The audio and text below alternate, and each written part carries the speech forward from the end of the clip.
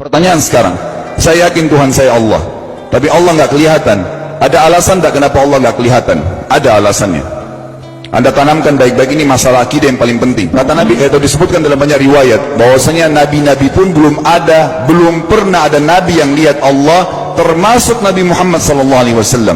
Kita ambil dalilnya dalam hadis Bukhari. Waktu Nabi SAW pulang dari Isra Mi'raj, jemaah sekalian, Aisyah bertanya radhiyallahu anha, berkata, istri beliau, ya Rasulullah, hal tara rabbak, apakah anda waktu Mi'raj ke langit, terima perintah sholat, sempat lihat Tuhan anda enggak? Lihat enggak Allah itu bagaimana? Apa jawaban Nabi SAW? Nurun ala nur anna arah. Allah itu cahaya, di atas cahaya, terang sekali, bagaimana saya bisa melihatnya? Artinya Nabi SAW mengatakan, saya sendiri belum pernah lihat bagaimana itu Allah. Contoh sebelumnya Nabi Musa alaihissalam. Nabi Musa waktu menerima wahyu Taurat, itu selama 40 hari turun Taurat lengkap. Al-Quran 23 tahun baru lengkap. Kalau Taurat 40 hari nunggu di gunung Tursina. Tursina sebuah wilayah di Mesir sekarang. Itu banyak gunung-gunung batu, ada satu gunung batu yang tinggi, Nabi Musa nunggu di situ. Setiap hari Jibril datang turunin surah, turunin ayat gitu. Setelah berlalu 37 hari dari 40 hari menunggu Taurat turun, Nabi Musa AS tiba-tiba bertanya kepada Allah, mengatakan begini dalam Al-Quran, A'udzu billahi rajim, Rabbi arini anzur ilaik. Wahai Tuhanku, izinkan aku melihatmu. Aku beriman kau ada ya Allah, tapi aku ingin lihat kau bagaimana. Allah menjawab, tidak mau mengecewakan Nabi Musa. Sebagai manusia Allah mengatakan, lan tarani. Perlu anda tahu dalam bahasa Arab jemaah sekalian ada 3 kosakata la, tidak yang berarti tidak. Ada la biasa artinya tidak, ada lam dengan mim, lam artinya tidak pernah, ada lam dengan nun, lan artinya tidak akan pernah. Allah mengatakan apa? Lan tarani, kau tidak akan mampu melihatku wahai Musa. Tapi Allah nggak mau kecewain Musa. Ternyata Musa selama 37 hari jemaah sekalian kagum-kagum melihat gunung-gunung batu di situ. Pergantian siang malam, burung-burung yang terbang, air yang mengalir di lereng-lereng gunung. Lalu dia mengatakan, Allah mengatakan apa? Walakin unzur ilal jabal, fa in istaqarra makanahu fasawfa tarani. Coba kamu lihat gunung-gunung batu di sekitarmu hai Musa. Kalau mereka bisa menampung kedatanganku, kata Allah, kau akan bisa melihatku.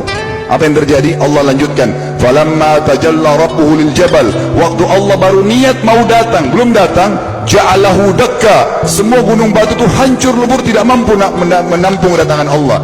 Wa kharra Musa sa'iqa, lalu Musa pingsan tiba-tiba. Waktu Nabi Musa bangun, langsung ucapkan kalimat amantu billah, saya beriman pada Allah.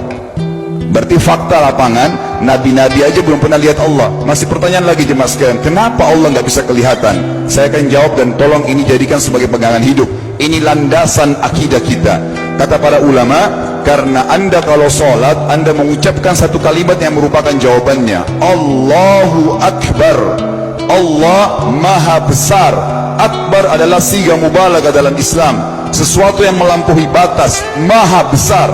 Kita terangkan, kata Nabi SAW, perumpamaan bumi yang kalian tinggali ini dibanding dengan langit pertama di atas kepala kalian, ada 7 lapis langit. Allah mengatakan sab'an shidada, 7 lapis langit yang kokoh. Alladzi khalaqa sab'a samawatin tibaqa, yang menciptakan langit tibaqa bersusun 1, 2, 3, 4, 5, 6, 7.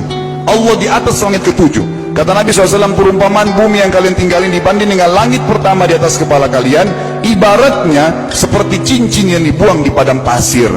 Jadi kita tidak akan pernah bisa melihat ujungnya langit karena kita sangat kecil, dan ini terbukti secara fakta. Apakah anda sudah tahu bahwasanya miliaran bintang-bintang yang ada di atas kepala anda yang jaraknya sekian miliar tahun dari bumi, dan sekian miliar tahun lebih besar daripada bumi, sekian miliar kali lebih besar daripada bumi, itu semua berada di bawah langit pertama. Manusia tidak akan pernah bisa memegang langit ini dengan telapak tangannya, karena dari sini saja ke Pluto jaraknya 270 tahun.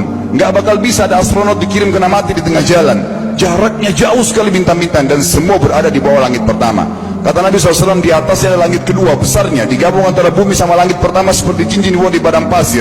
Langit ketiga, 2, 1 dan bumi digabung tiga-tiganya, di langit ketiga seperti cincin dibuang di padang pasir, sampai langit ke-7, 5, 6, 4, 3, 2, 1 dan bumi 7 digabung, di langit ke-7 seperti cincin dibuang di padang pasir. Dan langit yang luas ini jemaah sekalian dipenuhi dengan makhluk Allah yang lain namanya malaikat. Dalam hadis Bukhari kata Nabi SAW, waktu saya sedang dimi'rajkan ke langit, tidak ada 4 jari pun ukuran di langit yang luas itu, kecuali saya temukan malaikat yang sedang ruku atau sujud, penuh dengan jumlah mereka. Anda tahu malaikat itu ada namanya nama kelompok, seperti Raqib aja itu kelompok. Di bawah Raqib banyak miliaran malaikat, di bawah Atid miliaran malaikat. Sama dengan Munkar Nakir, ada memang nama kelompok. Makanya kalau manusia 5 miliar, raqib atidnya 10 miliar. Raqib atidnya 10 miliar. Lalu kata Nabi SAW, di atas langit ketujuh ada Sidratil Muntaha. Besarnya digabung antara 7 lapis langit dan bumi. 8 hanya seperti cincin di bawah di padang pasir. Di atas Sidratil Muntaha ada sebuah lautan yang Allah ciptakan. Lautan itu besarnya digabung antara Sidratil Muntaha, 7 lapis langit dan bumi. 8, 9-9-nya seperti cincin dibuang di padang pasir. Makanya kalau anda baca Quran, anda baca ayat wa kana arsyu alal ma, singgasana Allah di atas air. Ini maknanya, air adalah ada lautan. Lalu kata Nabi SAW, arsy-nya Allah di atas lautan itu singgasananya Allah. Besarnya digabung antara lautan, Sidratul Muntaha, 7 lapis langit dan bumi. 10-10-nya hanya seperti cincin dibuang di padang pasir. Anda sudah hafal ayat kursi? Apa artinya? Ayat tanda-tanda kebesaran Allah. Kursi itu artinya bukan tempat duduk, tapi tempat pijakan kaki raja di singgasana. Kalau raja ingin naik singgasananya di pijakan kaki, itu namanya kursi. Kita baca apa?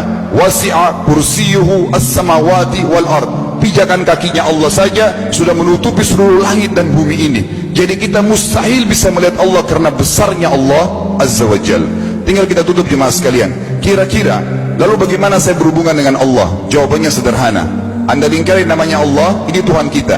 Yang menyembah selain Allah kafir, yang mempartisipasikan Allah dengan makhluknya, masih sembah berhala, kuburan, jimat, namanya syirik. Dua-dua nggak boleh. Untuk berhubungan dengan Allah yang tidak kelihatan dengan mata kita ini, tapi kita bisa rasakan keberadaannya, cuman satu cara. Di bawahnya lingkarin ibadah, sholat, puasa, zakat, haji, takziah, ziarah kubur. Semua ini adalah rangkaian ibadah untuk berhubungan dengan Allah. Semua ibadah ini jemaah sekalian harus seperti yang Allah mau, bukan yang anda mau. Ini penting, karena kalau tidak seperti yang Allah mau, Allah tidak terima. Bagaimana caranya supaya bisa seperti yang Allah mau? Ikuti buku pedomannya. Ada Al-Quran, ada Sunnah.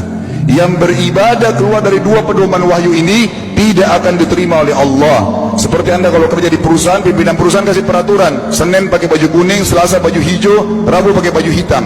Datang jam 7, keluar jam 5 sore. Ternyata anda tidak. Hari Senin anda pakai baju yang hari Rabu, datangnya jam 9, keluar jam 2 siang. Dikeluarkan oleh pimpinan atasannya. Itu baru peraturan manusia. Bagaimana dengan peraturan Allah Azza wa Jal? Maka kita simpulkan semua jemaah sekalian adalah, yakinlah Tuhan anda Allah ada, satu-satunya Tuhan. Kalau anda sedang sakit, yang ciptakan anda Allah, yang ciptakan penyakit Allah, yang menciptakan kesembuhannya Allah. Kalau kita sedang musibah sama, kalau kita sudah senang juga sama. Semoga Allah SWT menjadikan kita orang-orang yang senantiasa beriman padanya, dan juga selalu berteguh dalam keimanan tersebut serta mengikuti syariat.